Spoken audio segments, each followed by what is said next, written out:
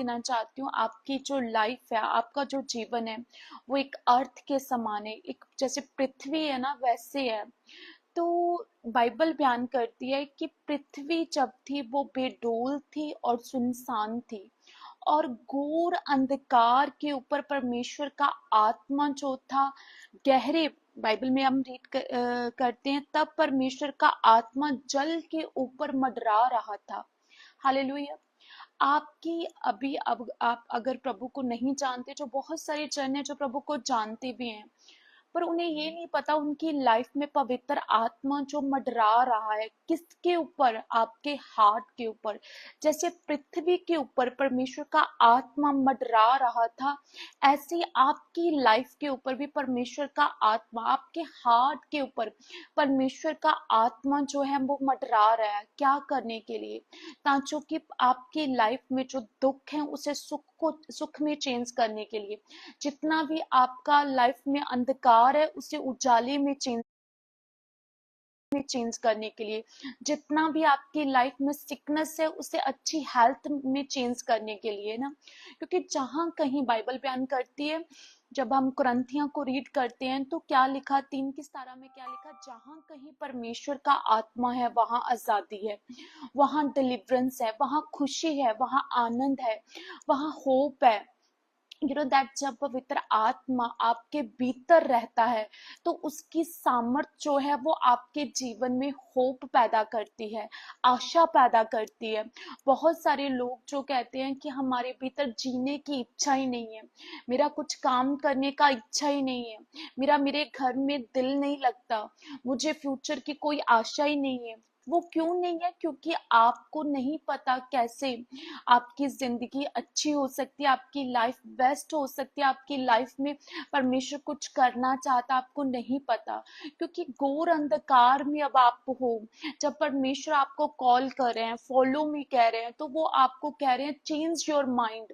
क्योंकि अगर तेरे माइंड सेट ये है कि तेरी लाइफ में कभी कुछ अच्छा नहीं होगा, तेरी लाइफ में ये है कि मेरे बच्चा इतने सालों से नहीं हुआ, अब क्या होगा, जहाँ कुछ यूथ को ये लगता है कि हम घर छोड़कर चले जाएं तो कूल है, हम नशा करेंगे, ड्रग्स करेंगे, ये तो कूल है।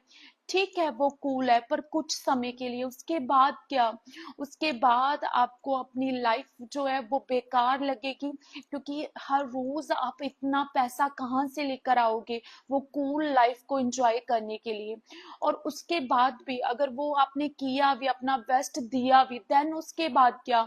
उसके बाद भी आपको शांति नहीं मिलेगी। उसके बाद भी आपकी लाइफ में जो वैक्यूमपन है, जो अकेलापन है, जो आपकी लाइफ में प्रॉब्लम्स है, वो हटने वाली नहीं है।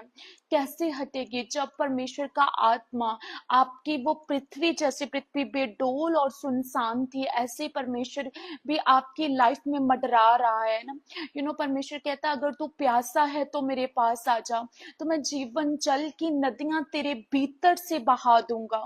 वो जीवन जल, दैट आपको लगता है कि मैं फॉरेन कब जाऊंगा, मैं ब्लेस कब होऊंगा, मेरा फ्यूचर कब अच्छा होगा, मेरे बेटा कब होगा, मेरी मैरिज कब होगी, बहुत सारे क्वेश्चन है। दैट पर आपको, आई डोंट नो आपको पता है इस बात का, आपकी ब्लेसिंग आपके अंदर से निकलनी है। आपकी जो ब्लेसिंग है ना, आपके भीतर से निकलनी है।